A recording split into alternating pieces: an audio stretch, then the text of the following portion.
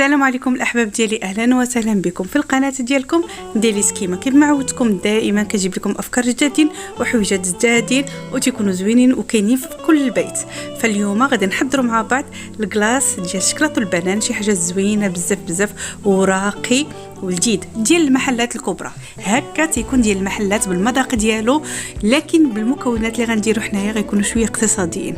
عندي هنايا صلصه ديال التوت او ديال الفرامبواز، غادي نحضروها مع بعض وغادي نقول لكم الاسرار ديال الصلصات كاملين.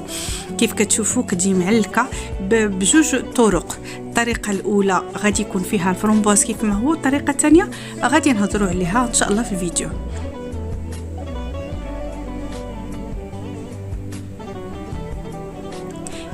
هنايا كنذكركم بالوصفه السابقه اللي هي كونفيتور بواحد الطريقه زوينه بزاف كيتسمى بلي فروي غلاسي، يعني دوك الفواكه كنعسوهم بالسكر اللي تيكون مغلي او سيرو ديال السكر. تيجي شي وصفه زوينه بزاف. اول حاجه غادي نخدموا مع بعض السيرو. اول حاجه عندي هنا الفرامبواز، عندي شويه طايب فشديته وغسلته بالماء وشويه ديال الخل. غادي نجيب كاس ديال الفرامبواز وكاس ديال السكر، يعني نفس العبار. دائما ملي نكونوا غنديروا الكونفيتور كنديروا العبار ديال الفاكهه ونص ديال السكر، لكن ملي غنكونوا غنديروا الكولي او غنكونوا غنديروا لاصوص تنديروا قد السكر قد الفاكهه. كيف كتشوفوا هنايا هذه الطريقه الاولى. فالطريقه الاولى كندير شويه ديال الحامض كنمعك داك الفرامبواز باش كنطيبو باش كيجيو فيه الحبيبات. لكن الطريقه الثانيه وللاسف تقطعت ليا من الفيديو، كندير قطع ديال الفرامبواز مع السكر وتنخليهم حتى يطلقوا الماء تماما. من بعد كنزول داك الفرامبواز تيولي الماء ديالو اللون ديالو احمر، تنزول الفرامبواز وتنطيب داك الماء بحال غادي نديروا شي سيرو، بحال غنديروا شي قدر تيغلي تولي بحال العسل وتنخدموا به. هذا غادي يكون بالحبيبات ديالو. فكاينين طريقتين، طريقه بالنسبه للناس اللي ما كيبغيوش هذا المنظر، وطريقه اللي كندير انا وكتعجبني بزاف يعني تعجبوني دوك الحبيبات. كنحطو فوق النار وكنحسب 10 ديال الدقائق هو كيغلي، من بعد كنطفي عليه باش يبقى فيه المذاق ديال الفرامبواز. هو اصلا تيتعلق وتيولي بحال العسل كيف كتشوفوا. ففي الصوره كان كي العسل، وللاسف كي قلت لكم مشاو ليا الصور كنت كنخوي في لا ميموار ديال التليفون فمحيت الفيديوهات بلا ما نرد البال، تيجي ثقيل بزاف. هنا غادي ندوزو الكونفيتور ديالنا، عفوا الكلاص ديالنا. فكيف كتشوفوا عندي البنان مثلج، عندي هنا 3 البنانات، ممكن ديري حتى 5 حتى 6 البنانات. كل ما زدتي البنان كل ما تيجي احسن. عندي هنا الحك ديال هذا الحليب الغير المحلى، هذا بوريسيما تيجي زوين بزاف في الكلاص. وهذا الكلاص هذا بدون اضافه سكر. تسمى عندي الجوج حكاك ديال ياغورت ديال البنان او جوج بواطات ديال ياغورت ديال البنان.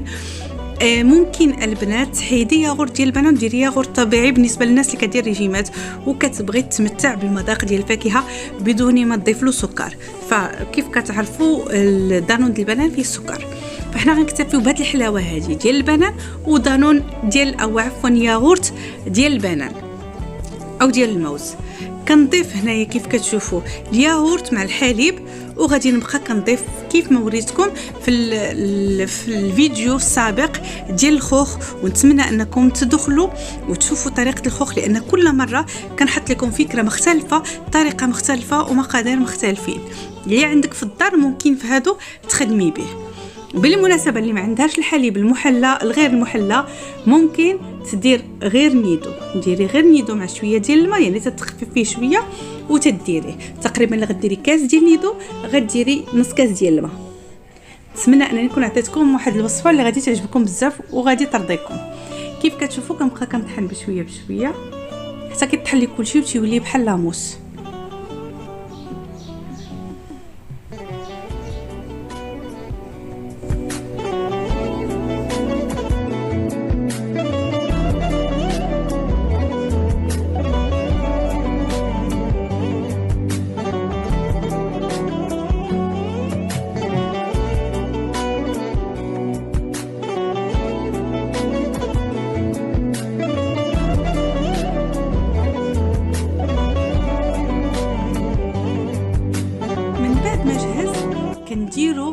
في البواطه، وانا غادي نبدل هاد البواطه لان ما لقيت لهاش الغلاقه ديالها، فغادي نقلب على بواطه اللي تكون كتسد.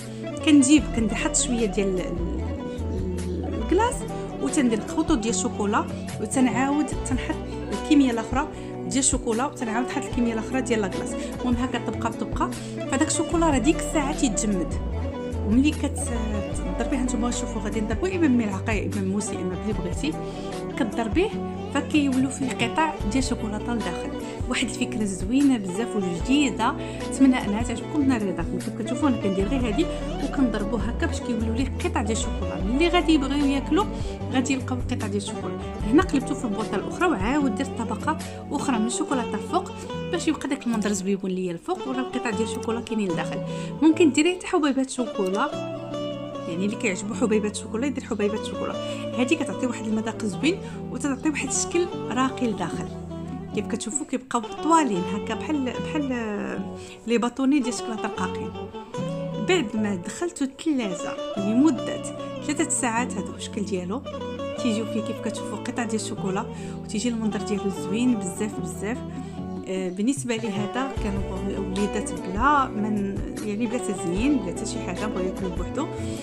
والاخر اللي قدمت لكم في الاول ديال الفيديو مزين بالكولي او مزين بصلصه الفرنسا.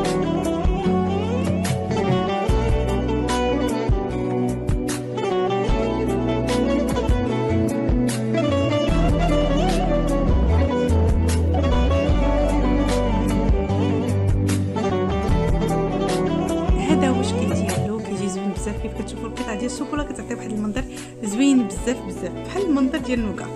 نتمنى ان هذه الوصفه تنال رضاكم وتعجبكم وتشجعوني، لان صراحه كاينين مزيد بزاف بزاف ديال الافكار اللي غادي يعجبوكم بزاف بزاف وغادي ينالوا الرضا ديالكم. نتمنى انكم تكملوا الصور، والى اللقاء ان شاء الله في فيديو جديد وصفه جديده. احبكم في الله ودمتم في رعايه الله.